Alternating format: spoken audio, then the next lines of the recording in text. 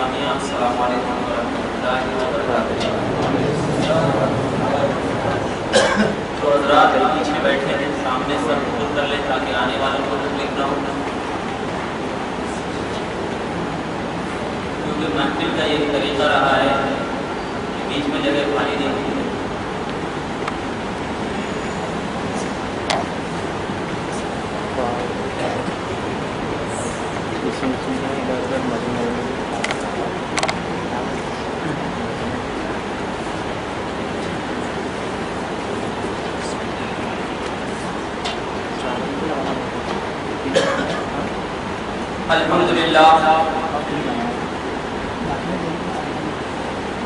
الحمدللہ رب العالمین والصلاة والسلام علی سید المرسلین وعلی آلہ واصحابہ اجمعین، اما بعد۔ قال اللہ تبارک و تعالی فی القرآن المجید والفرقان الحمید، اعوذ باللہ من الشیطان الرجیم، بسم اللہ الرحمن الرحیم۔ سبحان الذي أسرى بعبده ليلا من المسجد الحرام إلى المسجد الأقصى الذي باركنا حوله لنريه من آياتنا إنه أنت العزيز الحكيم أنه سميع بصير۔ صدق الله مولانا العظيم وبلغنا رسوله النبي الأمين المتين الكريم ونحن على ذلك لمن الشاهدين والشاكرين والحمد لله رب العالمين۔ سبحانك لا علم لنا إلا ما علمتنا إنك أنت العزيز الحكيم۔ مجدد اعظم الشاب امام احمد رضا خان فاضل بریلوی علیہ رحمۃ و رضوان نے ارشاد فرمایا، جو آگے چل کر اس آیت کریمہ کا ایک مصداق میں منتا ہے، سب سے اعلیٰ و اولا ہمارا نبی، سب سے اعلیٰ و اولا ہمارا نبی، سب سے بالا و بالا ہمارا نبی۔ اور خاص طور پر یہ شعر تو اس آیت کریمہ کا بالکل مصداق ہے، خلق سے اولیاء، اولیاء سے رسول، خلق سے اولیاء، اولیاء سے رسول، اور رسولوں سے اعلیٰ ہمارا نبی۔ سبحان اللہ۔ آئیے اہل سنت کے دستور کے مطابق کچھ ذکر و اذکار سے قبل سلف صالحین کے طریقہ کار کو اپناتے ہوئے ہم سب کے آقا و مولا تاجدار انبیاء فخر رسولہ شب معراج کے دولہ حضور محمد مصطفیٰ صلی اللہ علیہ وسلم کی بارگاہ کے دس پناہ میں ہدیہ درود پیش کریں اور بآواز بلند پڑھیں، اللہم صلی علی سیدنا و شفیعنا حبیبنا مولانا محمد بارک وسلم، صلاۃ و سلام علیک یا رسول اللہ، صلاۃ و سلام علیک یا حبیب اللہ صلی اللہ تعالی علیہ وسلم۔ انشاءاللہ 1 گھنٹہ ٹائم لوں گا کیونکہ مجھے دوسری جگہ بھی تبلیغ کے لیے جانا ہے، زیادہ وقت نہیں لوں گا، اور اسی 1 گھنٹے میں انشاءاللہ تبارک و تعالی جو باتیں، پوری بات تو نہیں، پوری بات تو پوری رات بیان کی جائے نہیں ہوگی کیونکہ معراج ہے، اور علماء کرام نے فرمایا یہ معراج رسول اللہ صلی اللہ علیہ وسلم کے معجزوں میں سے سب سے افضل معجزہ ہے۔ سبحان اللہ۔ معجزہ تو رسول کو دیا ہے اللہ نے، لیکن یہ معراج ایک ایسا معجزہ ہے جو معجزہ کے تمام معجزوں سے بھاری ہے۔ آج یہ مقدس رات جو ہم تمام اہل اسلام معراج النبی کے نام سے موسوم کیا کرتے ہیں، اور 27 رجب المرجب کو ہی خاص کیا کرتے ہیں، اس کی سب سے بڑی وجہ یہ ہے کہ علماء کرام کا تو اس بات میں بہت سارا اختلافات ہیں، لیکن سیرت نبویہ کے جو مشہور علماء ہیں، جو تاریخ اسلام کے مشہور علماء ہیں، ان لوگوں نے اس بات پر اتفاق کر لیا کہ معراج النبی 27 رجب المرجب کو ہی ہے۔ تو اب علماء کرام کا کسی بھی معاملے پر متفق ہو جانا اہل اسلام کے لیے دلیل بن جایا کرتی ہے کہ اب وہ چیز معراج النبی کے سلسلے میں جیسے علماء کرام نے فرمایا ہے کہ 27 رجب المرجب ہے، تو اسی علماء کے قول کو اپنے دل اور دماغ میں بسا کر چلنے کا نام اسلام کا نام ہے، کیونکہ اس وقت تک انسان کامل مومن بن ہی نہیں سکتا، کیونکہ رسول پاک نے فرمایا کہ انسان کامل مومن بن ہی نہیں سکتا جب تک کہ وہ مجھ سے زیادہ محبت نہ کرے تمام لوگوں سے۔ اب ایک بات ذہن میں رکھنا چاہیے کہ اب مجھ سے زیادہ محبت کرنے کا مطلب یہ کہ رسول اللہ صلی اللہ علیہ وسلم کے احکام ہو، شریعت ہو، جسم ہو، اطہار ہو، ہر چیز سے محبت کرنا۔ ایسا نہیں کہ صرف قرآن اور حدیث ہو، نہیں، رسول اللہ کے جسم اطہر سے بھی محبت اس طریقے سے کرنا کہ رسول اللہ صلی اللہ علیہ وسلم کے جسم اطہر کا ٹکڑا فاطمہ اور ان کا ٹکڑا اہل بیت، تو اب اہل بیت سے جو لوگ محبت کرتا ہو ان سے بھی محبت کرنا اسلام کا ایک معیار ہے۔ تو میں یہ ذکر کر رہا تھا کہ معراج النبی رسول اللہ صلی اللہ علیہ وسلم کے معجزات میں سے افضل معجزہ ہے۔ معجزات تو بہت دی، نبی پاک صلی اللہ علیہ وسلم کو اللہ تبارک و تعالی نے اتنے معجزات دیے کہ ان کا شمار کرنا ناممکن، نہیں شمار کیا جا سکتا۔ علامہ ابن کثیر نے البدایہ والنہایہ میں ذکر فرمایا ہے کہ رسول اللہ صلی اللہ علیہ وسلم کو جو شخص یہ کہے کہ معجزہ ان کا شمار کیا جا سکتا ہے تو وہ شخص گمراہ ہے۔ تو لہذا رسول اللہ صلی اللہ علیہ وسلم کے معجزات کو شمار کرنا یہ انسانوں کا کام نہیں، بلکہ اللہ نے نبی کو معجزہ دیا اور نبی نے اللہ سے وہ معجزہ دیا۔ اب ایک چھوٹی سی معجزہ لعاب دہن ہی لے لیجیے گا، لعاب دہن ہی لے لیجیے۔ کوئی شخص آتا ہے نبی کی بارگاہ میں، بخاری کی حدیث مشہور ہے، آتا ہے نبی کی بارگاہ میں اور آنے کے بعد کہتا ہے یا رسول اللہ ہمیں گھٹنوں میں تکلیف ہو گئی ہے، نبی پاک لعاب دہن لگاتے ہیں، گھٹنوں کی تکلیف چلی جاتی ہے۔ چھوٹا معجزہ ہے اگر دیکھا جائے تو معراج النبی سے بہت چھوٹا، لیکن یہ معجزہ بھی ایسا معجزہ ہے کہ دوسروں کی تکلیف کو دور کر رہا ہے۔ کوئی شخص آتا ہے صحابہ کرام میں سے، ترمذی شریف، بخاری شریف، مسلم شریف کی روایت مشہور ہے، یا رسول اللہ ہماری آنکھوں میں تکلیف ہے، نبی پاک صلی اللہ علیہ وسلم لعاب دہن لیتے ہیں، لگا دیتے ہیں، آنکھوں میں تکلیف چلی جاتی۔ اور صحابی ہیں آتے ہیں یا رسول اللہ ہمارے گھر میں کھانا اتنا سا پکا ہوا ہے، کیسے برکت ہو؟ نبی پاک اپنے لعاب دہن کو کھانے مبارک میں ڈال دیتے ہیں، برکت ہو جاتی ہے۔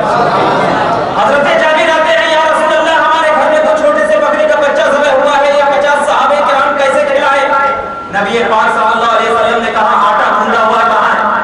دکھایا گیا، اللہ کے نبی نے لعاب دہن ڈال دیا، برکت ہو گئی۔ ایک لعاب دہن نبی کے جسم سے نکلا ہوا پانی مبارک، تھوکے مبارک کو ایک اللہ تبارک و تعالیٰ نے اتنی قوت دیا کہ اب وہ قوت تمام لوگوں کو ایک ایسا مقام دے رہی ہے کہ انسان سوچنے پہ مجبور ہو رہا ہے۔ دیکھنے میں تو ایک لعاب دہن پانی کا ایک قطرہ ہے، لیکن جس پہ پڑ جا رہا ہے کبھی شفا مل جا رہی ہے، جس پہ پڑ جا رہا ہے کہیں برکت مل رہی ہے، جس پہ پڑ جا رہا ہے کہیں ایک ایسا نورانیت چھلک رہی ہے۔ ایک جسم کا ایک حصے مبارک سے گوشت کے لوتھڑے سے تھوکے مبارک نکلتا ہے۔ اب ذرا دیکھو کہ جب ایک حصے کے نبی پاک صلی اللہ علیہ وسلم کے جسم کے ایک حصے میں اتنی طاقت ہے، یا رسول اللہ آپ کو تو اللہ تبارک و تعالیٰ نے پورے جسم کے ساتھ بلایا ہے، کتنی طاقت ہوگی جب مسجد حرام سے مسجد اقصی تک گئے ہوں گے، آپ اس جگہ میں گئے ہوں گے جس جگہ میں زمین پر آپ نے قدم رکھا ہوگا وہ زمین تو ہریالی نصیب ہونے لگی ہوگی، جس طرف نظر اٹھایا ہوگا وہ نظر تو اتنی تابناک ہوگی کہ نورانیت مصطفیٰ کی جھلک دیکھ کر اس میں نورانیت مصطفیٰ کی ایسی جھلک پڑ گئی ہوگی کہ اس میں ہر آنے والا شخص نور الہی میں مجبور، نور الہی میں مسرور نظر آتا ہوگا۔ یا رسول اللہ آپ تو پورے جسم اطہر کے ساتھ گئے ہیں، اب یہ جسم اطہر جو ایک جسم کے ٹکڑے کے معجزے میں اتنی طاقت ہے، تو اب جب نبی اپنے خدا سے ملنے گیا ہوگا تو کتنی طاقت رکھتا ہوگا۔ اللہ اسی معراج النبی کے جلسے کو منانے کے لیے ہم یہاں پر بیٹھے ہیں۔ اب یہ معراج اللہ تبارک و تعالی، معراج کا معنی ہوتا ہے سیڑھی، ہم موسوم کرتے ہیں معراج النبی۔ معراج کے بعض علماء نے 3 حصے بتائے، بعض علماء نے 4 حصے بتائے۔ سب سے پہلی آیت کریمہ میں نے پڑھی، اسی آیت کریمہ کو لے کر چلتا ہوں۔ اللہ نے فرمایا سبحان الذی اسریٰ۔ دیکھیے پروردگار عالم یہ جانتا تھا کیونکہ اس کی قدرت میں تھا کہ لوگ کیسے مانیں گے تھوڑے سے وقت میں سفر کر کے آ جانا تھا. اسی لیے پروردگار عالم نے سب سے پہلے یہ فرمایا کہ کوئی عام بشر کا قول نہیں پیش کیا. پاک ہے وہ ذات جو بیان کر رہی ہے آگے. پاک ہے وہ ذات جو آگے بیان کر رہی ہے. کیوں؟ اس لیے کہ معلوم تھا اللہ تبارک و تعالیٰ کو کہ میں اپنا قرآن نبی پہ اتارتا ہوں، نبی پہ اتار رہا ہوں. تو یہ قرآن آگے چل کر کے لوگ اعتراض کریں گے ارے کیسے معراج ہے؟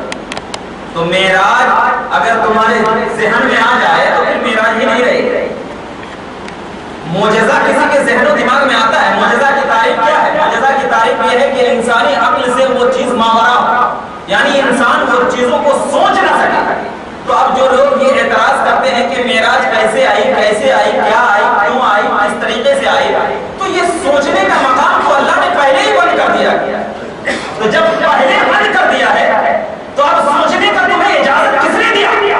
قرآن و حدیث کے ماننے والوں، اگر قرآن پہ عمل کر رہے ہو تو سب سے پہلے سبحان کے لفظ پہ غور کرو، کیونکہ سبحان نے تمہارے آگے پر یہ کہہ دیا کہ لوگوں دیکھنا یہ خدا بیان کر رہا ہے، کوئی عام انسان پادری نہیں بلکہ ایک اللہ تبارک و تعالیٰ کی ذات ایسی بیان کر رہی ہے جو ذات کے تمام ذاتوں سے افضل ہے، جو ذات اس دنیا میں تمام چیزوں کو اس طریقے سے اس نوعیت سے پیدا کرتی ہے کہ کسی نوعیت پر اعتراض کرنے کا تمہیں اپنے اجازت نہیں دیتا. وہی ذات بیان کر رہی ہے سبحان.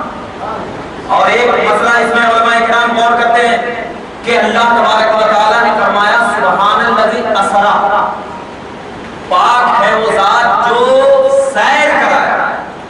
ایک دو لفظ آتا ہے، ایک آتا ہے اسرا اور ایک آتا ہے اسفر. ایک کیا لفظ آتا ہے؟ غور سے سنیے گا. ایک آتا ہے اسرا اور ایک آتا ہے اسفر. یعنی سفر یسرو کا معنی بھی ہوتا ہے سفر کا، اور اسرا یسری کے معنی بھی ہوتا ہے سیر کا. دونوں کا لفظ آتا ہے. لیکن اللہ نے کیا فرمایا؟ اسرا کا لفظ فرمایا، سبحان الذی اسفر کا لفظ نہیں فرمایا. کیوں؟ اس لیے کہ اہل عرب کے زبان پہ کلام اللہ کا نزول ہوا. عربیوں کی زبان پہ تو عربی لفظ ہے نا. تو سفر کا معنی اہل عرب صرف کیا لیا کرتے تھے؟ ڈکشنری میں آپ سفر کا معنی دیکھیں گے بس گھوم پھر کر کے آ جائے. سفر کا معنی ڈکشنری میں کیا ہے؟ صرف گھوم پھر کر کے آ جانا. لیکن اسرا یسری کا معنی دو آتا ہے. اسرا یسری کا معنی ہوتا ہے سب سے پہلے دل کو سکون پانا. ایک معنی کیا ہوتا ہے اسرا یسری کا؟ راحت قلب، یعنی دل کے اندر جو چیز سکون دے دے بس وہی اسرا یسری. اور ایک معنی ہوتا ہے اسرا کا مشاہدہ. ایک معنی کیا ہوتا ہے؟ مشاہدہ کرنا. جب یہ دو معنی صوفیہ کی نظر میں پڑے، ان دونوں معنی صوفیہ کی نظر میں ان دونوں معنی کا جب ظہور ہوا تو علامہ ابن حجر اسقلانی نے اس صوفیہ کا قول نقل کر کے ارشاد کیا کہ اللہ تبارک و تعالیٰ نے سبحان الذی اسرا کہہ کر اس بات کی طرف اشارہ کیا کہ میں نے اپنے محبوب کو صرف سفر نہیں کرایا بلکہ میں نے اپنے محبوب کے سینوں میں راحت بھی دی. اپنے محبوب کے سینوں میں کیا دی؟ راحت بھی دی. اور صرف راحت نہیں بلکہ اپنے محبوب کو تمام عالم کا مشاہدہ بھی کرایا. اور یہ کوئی عام احادیث ضعیف کی روایت نہیں بول رہا ہوں بلکہ کلام اللہ میں جو سبحان الذی اسرا ہے اس لفظ اسرا کی روایت بول رہا ہوں. تو علماء نے جو بیان کر دیا کہ جب اللہ تبارک و تعالیٰ نے سبحان الذی اسرا کی روایت میں اسرا ذکر کر دیا ہے تو اب مشاہدہ ہو تو افضل الانبیاء کا مشاہدہ اب کیسا ہونا چاہیے؟ جب کوئی ٹورسٹ بس ٹور والے لے کر جاتے ہیں تو کہتے ہیں یہ بہت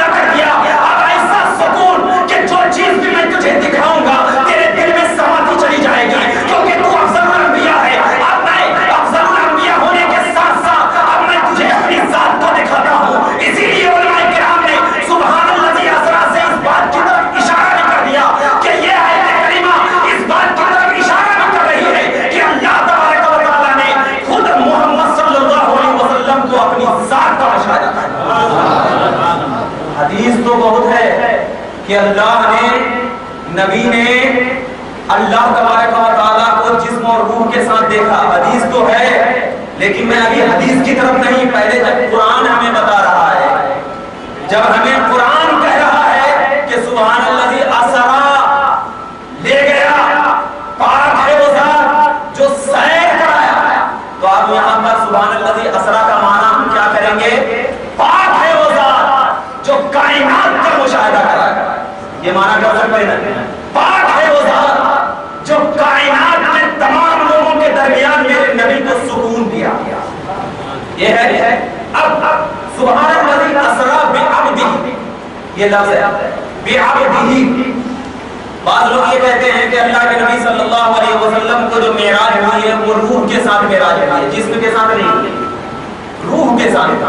لیکن ایک چیز ذہن و نشین میں رکھنی چاہیے, واہ علماء کرام کی ذات پہ قربان. علماء نے فرمایا, علامہ ابن کثیر ہے, علامہ قرطبی ہے, علامہ قرطبی ہے, فرماتے ہیں کہ اللہ تبارک و تعالیٰ نے سبحان الذی اسرا برسولہ ہی نہیں فرمایا, بلکہ کیا فرمایا؟ سبحان الذی اسرا بعبدہ ہی فرمایا. کیوں فرمایا بعبدہ؟ اس میں بھی ایک نقطہ ہے.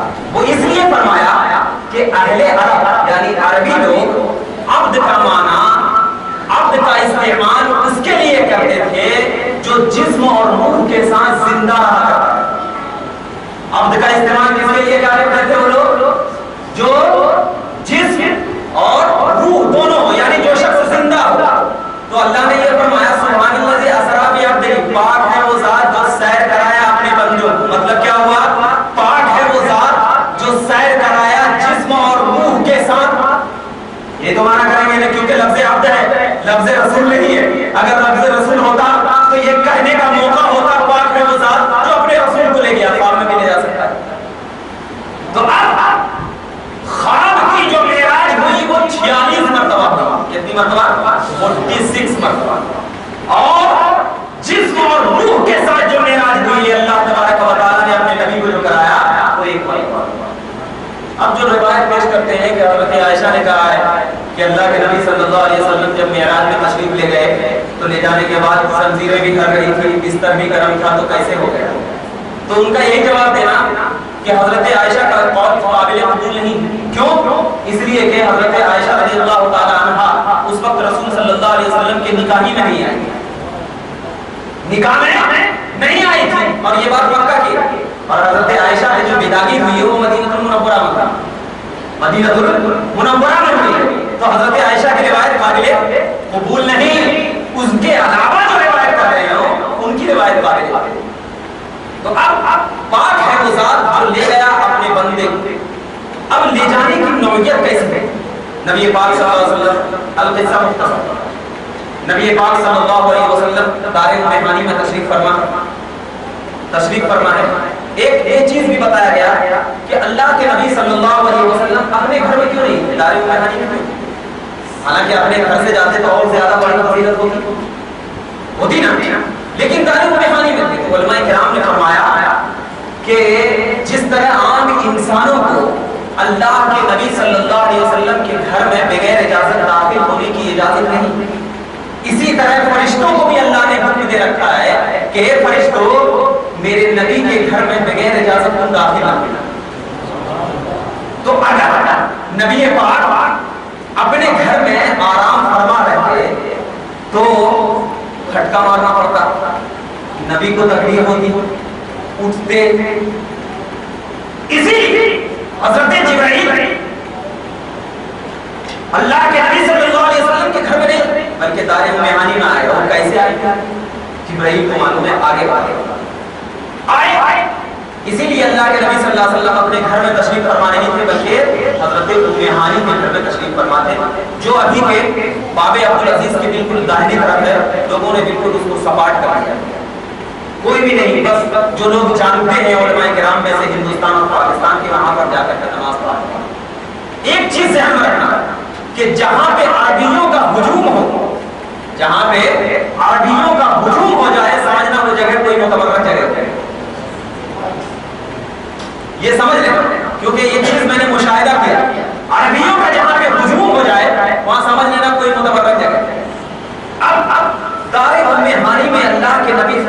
کیا کر رہے ہیں؟ آرام فرما ہے. حدیث پاک دیکھا ہوں اللہ کے نبی صلی اللہ علیہ وسلم نے نسائی شریف کی حدیث پاک میں ارشاد فرمایا فیہا قلب یسمعان فیہا، یہ قلب فیہا اذنان. اللہ کے نبی فرماتے ہیں کہ میرا جو دل ہے قلبی فیہا اذنان، اللہ تبارک و تعالیٰ نے میرے دل میں دو کان پیدا کیا. کیا پیدا کیے؟ قلب فیہا اذنان وفیہا بصران. اور ایسا کان بھی نہیں، اللہ کے نبی فرماتے ہیں قلب فیہا اذنان تسمعان، یعنی دل جو ہے میرے دل میں دو کان ہیں جو کان کے سنتے ہیں. تسمعان کیا کرتے ہیں؟ سنتے ہیں. وہ بصران، اور دو آنکھیں ہیں کہ تبصران، کیا کرتے ہیں وہ دونوں آنکھیں؟ دیکھتے ہیں. کیا کرتے ہیں؟ دیکھتے ہیں. میں نے جیسے ہی یہ حدیث پڑھی پچھلی حدیث کی گتھیاں کھل گئی جو نبی پاک نے بخاری کی حدیث میں کہا کہ میں تمہارے رکوع سے بھی میں تمہارے رکوع کو بھی دیکھتا ہوں اور تمہارے خشوع کو بھی دیکھتا ہوں. کیوں؟ اس لیے کہ نبی پاک خود کہہ رہے ہیں میرا دل ایسا نہیں ہے، مردوں کی طرح نہیں ہے. تو اب اپنی طرح بشر کہنے والوں ذرا دیکھ لو میرے نبی کے دل میں تو ایسے دو کان ہیں جو دونوں کان کے ہمیشہ ہمیں سنتے ہیں، دو آنکھ ہیں جو ہمیشہ ہمیں دیکھتے ہیں. تو اب وہ حدیث ہمارے عقیدے کو پختہ کر گئی جو نبی نے نماز کے وقت ان لوگوں سے کہا تھا کہ تم کیا کر رہے ہو، میں تو تمہارے رکوع کو بھی دیکھ رہا ہوں، تمہارے خشوع کو بھی دیکھ رہا ہوں. یہی کہا تھا. تو نبی پاک کا دل اسی لیے فرمایا ہے کہ اللہ کے نبی کی آنکھ تو سو جاتی ہے لیکن دل نہیں سوتا ہے. کیوں کہا؟ اب میں یہ بتاتا ہوں کہ ٹھیک ہے اللہ کے نبی کی آنکھ سو جاتی ہے دل نہیں سوتا، یا رسول اللہ یہ گتھیاں سمجھ میں نہیں آئی. دل نہیں سوتا آنکھ سو جاتی ہے. تو اب اس کی بھی وجوہات علماء کرام نے ہر ایک علامہ ابن حجر نہیں بتایا، عمدۃ القاری میں علامہ ابن حجر نہیں بتایا کہ آنکھ سو جاتی ہے دل نہیں سوتا. تو علامہ ابن حجر فرماتے ہیں کہ اگر نبی پاک صلی اللہ علیہ وسلم پوری رات پوری دن اگر جاگتے رہتے تو لوگ یہ سمجھتے کہ کہیں خدا نہ سمجھ. بشری تقاضا یہ ہے کہ تمہاری آنکھ کو سلا دیا جائے، یہ بشری تقاضا. اور دل کا تقاضا یہ ہے کہ یا رسول اللہ آپ جب دیکھ رہے ہیں سب چیزوں کو تو دل کی آنکھوں سے مشاہدہ کرتے ہیں. تو میرا نبی بشری تقاضے کے اعتبار سے افضل تو ہے لیکن اب دلی تقاضے کے اعتبار سے تمام چیزوں سے افضل ہے. اسی لیے ہم یہ قول کرتے ہیں، اسی حدیث کی بنیاد پر ہم قول کرتے ہیں کہ میرا نبی حاضر و ناظر ہے. اسی حدیث کی بنیاد پر قول کرتے ہیں. اب یہ بات بتایا جا رہا ہے، میں نے کہا حضرت جبرائیل حکم ہوا کہ میرے نبی کو لے کر آؤ. حضرت جبرائیل روایتوں میں مشکاۃ شریف کی بہت بڑی روایت ہے، ترمذی شریف، بخاری شریف، مسلم شریف، ہر ایک میں واقعی معراج کی حدیث پاک. حضرت انس والی حدیث پیش کر رہا ہوں کہ حضرت جبرائیل آئے اور آنے کے بعد حضرت جبرائیل علیہ السلام کچھ دیر کھڑے رہے. اب اندر جائیں تو کیسے جائیں؟ آواز آئی جبرائیل اوپر سے جاؤ. ہمیں تو اللہ نے وہ طاقت دی. حضرت جبرائیل اوپر کے چھت سے پھٹتا بھی نہیں ہے چھت، ایسے چلے آتے. اب بولو حضرت جبرائیل آ رہے بغیر چھت پھٹے نیچے آ رہے، اور کیوں آ رہے ہیں؟ تو ان کے اس میں یعنی بغیر چھت پھٹے نیچے جبرائیل آ سکتے ہیں اور میرا نبی اوپر نہیں جا سکتا بغیر چھت پھٹے، نہیں جا سکتا. ارے جبرائیل آ رہے ہیں اور جبرائیل کی جو نوعیت ہے وہ میرے نبی کے قدموں کے دھول کے برابر نہیں، کیونکہ جبرائیل ابھی آنے گئے. جبرائیل آئے اب کھڑے ہیں، اب سوچ رہے ہیں کہ میں اپنے نبی کو جگاؤں تو کیسے جگاؤں، کس نوعیت سے جگاؤں، کس حیثیت سے جگاؤں. اگر میرے نبی کو میں چھوتا ہوں تو میرے نبی کی نیند کھل جائے گی، میرے نبی کو تکلیف ہو جائے گی. وہ نورانیت، وہ ملک الموت کا ملک کا سردار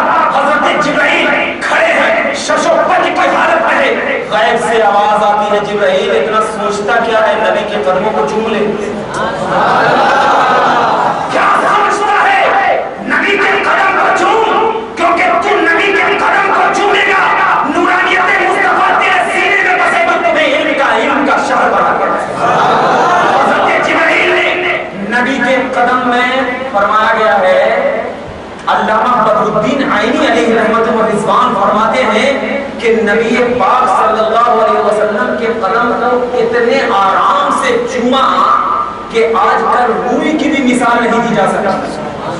یعنی فرمایا گیا. تو اب بتائیے کیوں؟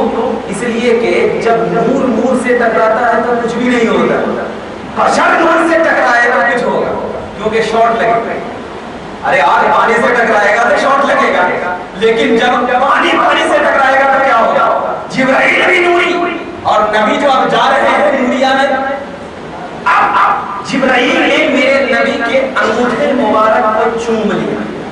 جیسے ہی چوما اہل سنت والجماعت کو عقیدہ مل گیا کیا اگر نبی کے قدموں میں رہو گے اور چومتے رہ جاؤ گے تو جبرائیل جیسی تمہیں تقویت ملتی چلی جائے گی. جبرائیل چوما. اب تو فرمایا گیا کہ نبی پاک صلی اللہ علیہ وسلم کا دل ہمیشہ جاگتا رہتا ہے.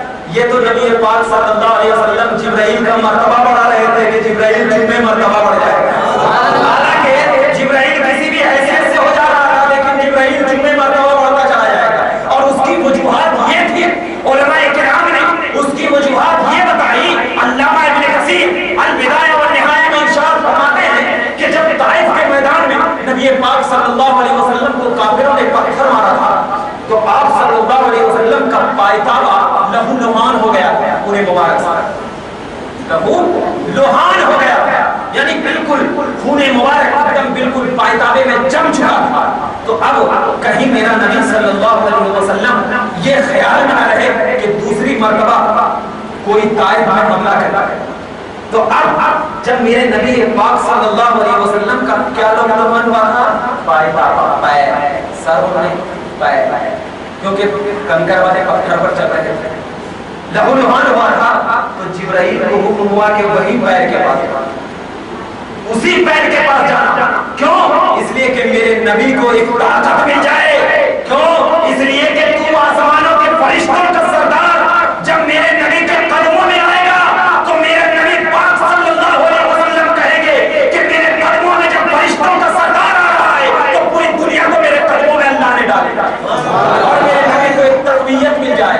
حضرت جبرائیل نبی پاک صلی اللہ علیہ وسلم کے انگوٹھے کو چومتے، چومنے کے بعد نبی پاک بیدار ہوتے، فرماتے ہیں جبرائیل کیا بات ہے؟ حالانکہ میں یہ کہتا ہوں، یہاں پر یہ اعتراض کرتے ہیں لوگ، اگر نبی کو کچھ معلوم ہوتا کہ معراج جانا ہے تو پھر جبرائیل سے کیوں پوچھتے؟ ارے جبرائیل کا علم بڑھانے کے لیے پوچھ رہے. دیکھتے جبرائیل کو معلوم ہے کہ نہیں، جبرائیل کو معلوم ہے کہ نہیں ہے، آگے ایسے معلوم ہے کہ نہیں ہے جبرائیل کو. میرا نبی پوچھ کر کے جبرائیل کا علم بڑھا رہے ہیں کہ تو محمد عربی کے ساتھ ہے، جو ان کے ساتھ رہتا ہے علم والا بن جاتا ہے، ان کے ساتھ جو رہتا ہے علم والا بن جاتا ہے. کوئی شخص یہ کہے میں پوچھوں گا حافظ صاحب کیا بات ہے، یہ کون سے بارے میں آیا ہے، حالانکہ میں جانتا ہوں یہ عالم حافظ اور مجھے بھی وہی ہے، تو آپ بولیں گے کوئی آ کر کے مجھے اعتراض کرے گا ارے ان سے پوچھ رہے ہیں آپ کو نہیں معلوم ہے. لیکن پوچھنا ان کے علم کو فوراً ظاہر کرنا ہے کہ دیکھتے ہیں حافظ صاحب کو علم ہے نہیں. تو جبرائیل کو نبی پاک نے جو پوچھا وہ اس لیے پوچھا کہ جبرائیل تو آیا ہے، پتا ہے کہ نہیں ہے.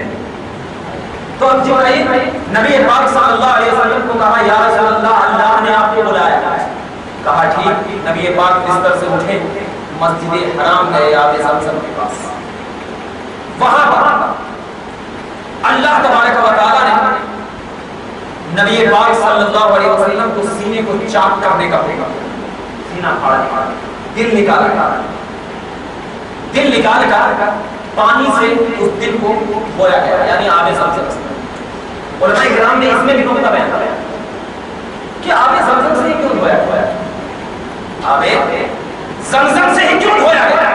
کسی دوسرے پانی سے آب کوثر سے دھویا جاتا ہے کیونکہ آب کوثر آب زمزم سے افضل ہے. آب کوثر آب زمزم سے افضل ہے، اس سے دھویا جاتا ہے. حالانکہ آب زمزم جبرائیل کے ایڑیوں کی دھول ہے، جبرائیل کے ایڑیوں کی دھول ہے آب زمزم. یعنی جبرائیل نے ایڑی مارا تھا تو آب زمزم نکلا. وہی آب زمزم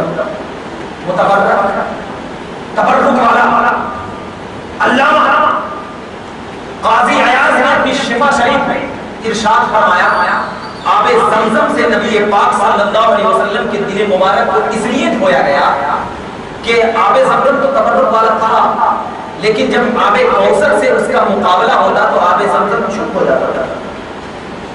آب زمزم کہتا ہے کہ ٹھیک ہے تو ہی مرتبے والا ہے، میں ذرا تیرے مرتبے سے کم کم۔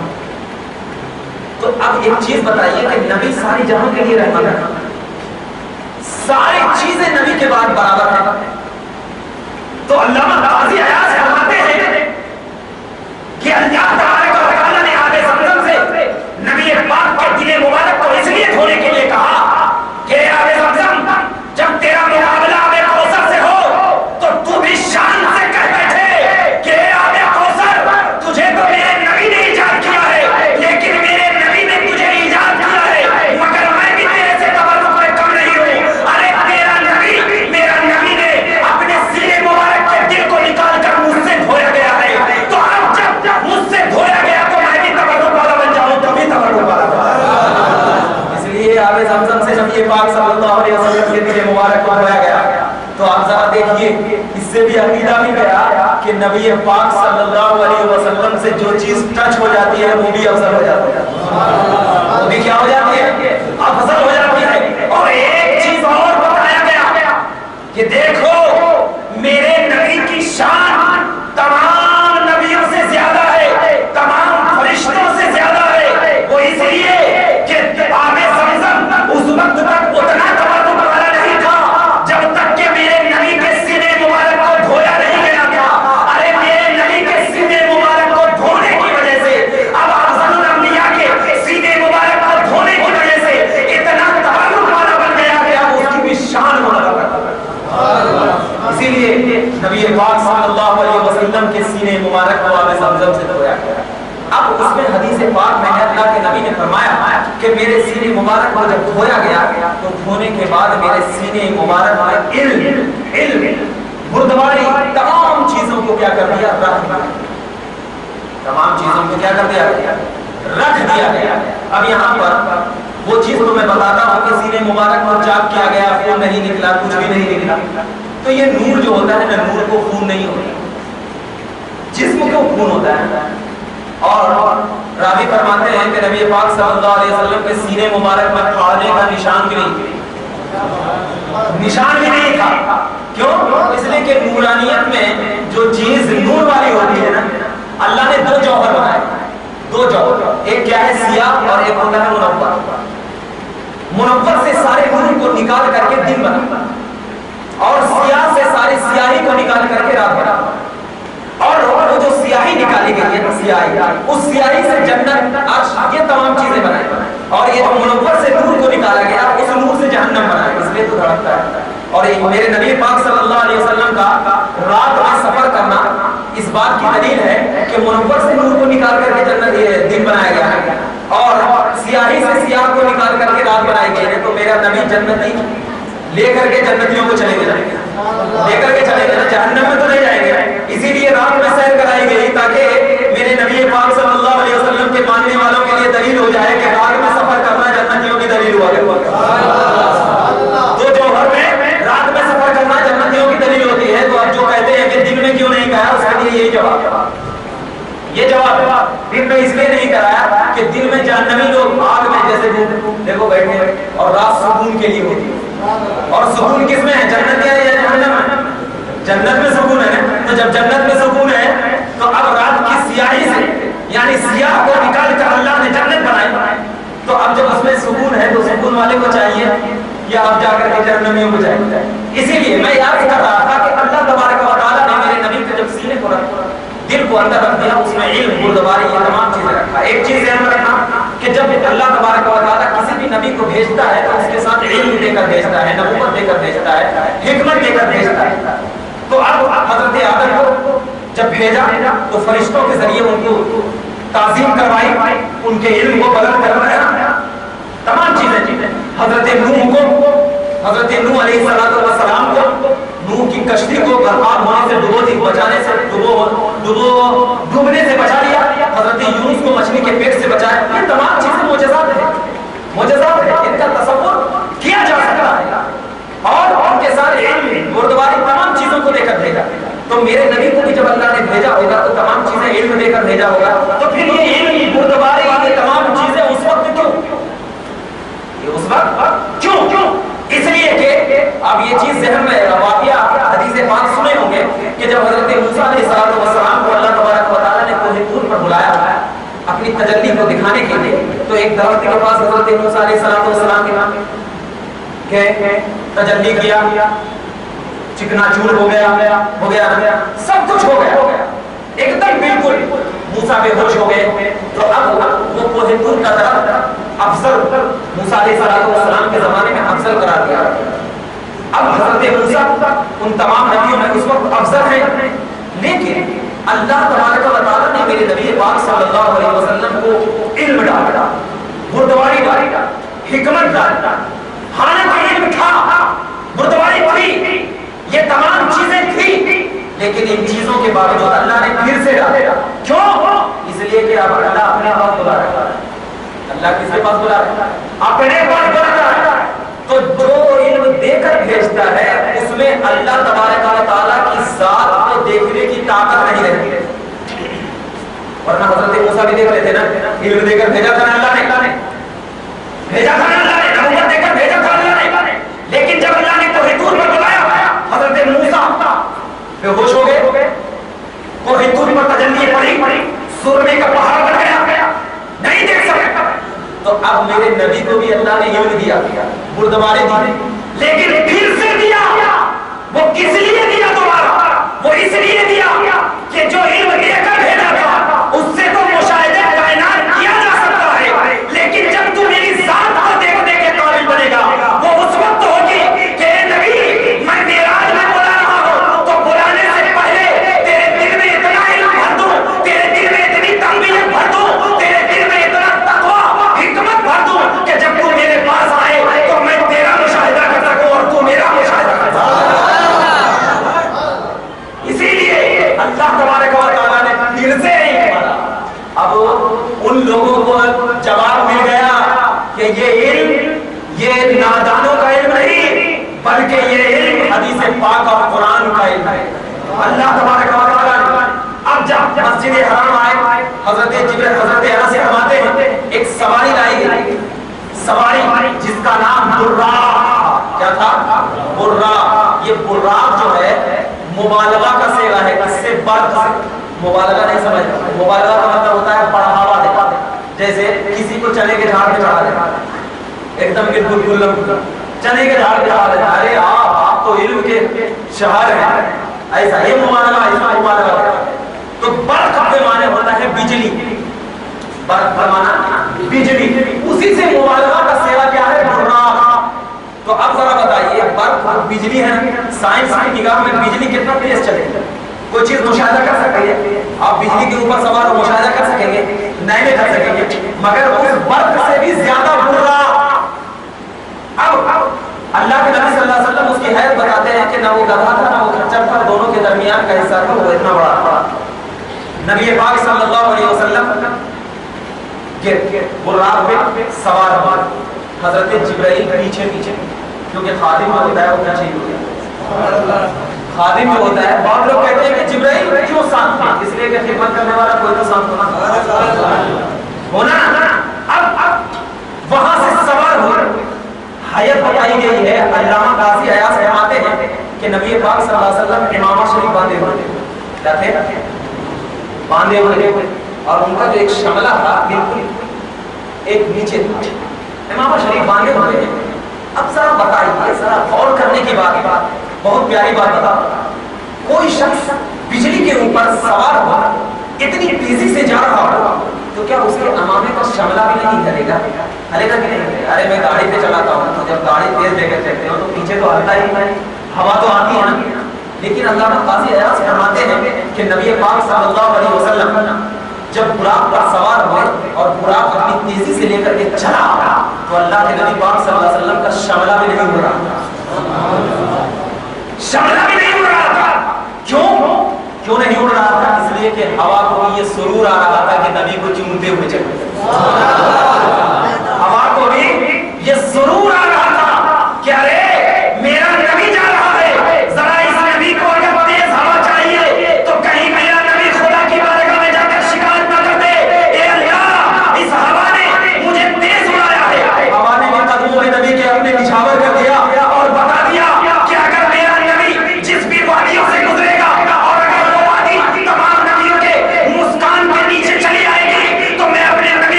وقت حضرت جبرائیل نے کہا رکیے، کہا یا رسول اللہ یہاں پر 2 رکعت نماز پڑھا، کہا 2 رکعت نماز پڑھی۔ جبرائیل نے پوچھا یا رسول اللہ یہ کون سی جگہ ہے معلوم ہے؟ کہا جبرائیل تم ہی بتا۔ کہا یا رسول اللہ یہ پورے سینہ ہے، پورے سینہ کا مطلب یعنی دور، جہاں پہ حضرت موسیٰ علیہ السلام کے اوپر اللہ نے تجلی نازل فرمائی، وہاں 2 رکعت نماز پڑھی۔ تو نبی پاک صلی اللہ علیہ وسلم کو وہاں پر 2 رکعت نماز پڑھنے کی ضرورت کیا تھی؟ مطلب یہ ہوتا ہے کہ جہاں پر اللہ کی تجلی اترتی ہے وہاں پر اللہ کی رحمت اترتی ہے، اور رحمت والی جگہ پہ جا کے زیارت کرنا جائز ہے، نبی نے بتایا۔ اور دوسری چیز یہ ہے کہ نبی پاک صلی اللہ علیہ وسلم اس جگہ جا کر کے اس جگہ کو اور متبرک بنا رہے ہیں۔ پھر آگے چلے کرے القصہ مختصر، آگے چلتے گئے، جانے کے بعد ایک جگہ حضرت موسیٰ علیہ السلام کی مزار مبارک پر رک گئے، کہا یا رسول اللہ آپ یہاں پر 2 رکعت نماز پڑھیں۔ اب میں کہنے کا مقصد یہ بتا رہا ہوں کہ نبی پاک اتنی تیز چل رہے ہیں، اتنی تیز چل رہے ہیں، گراف جس کا اندازہ نہیں لگا سکتا کہ کتنی تیز چل رہے ہیں۔ اللہ کے نبی صلی اللہ علیہ وسلم اتنی پھر مشاہدہ کیسے کیا؟ مشاہدہ کیسے کیا؟ تو علامہ بدر الدین عینی فرماتے ہیں کہ وہ افضل الانبیاء ہے، نہیں تمہارے آپ میں نہیں آ سکتی کیسے مشاہدہ۔ تو جو عاشق ہوتا ہے، جو عاشق ہوتا ہے وہ فوراً جواب دے دیتا ہے کہ وہ کون ہے، وہ افضل الانبیاء ہے، اور افضل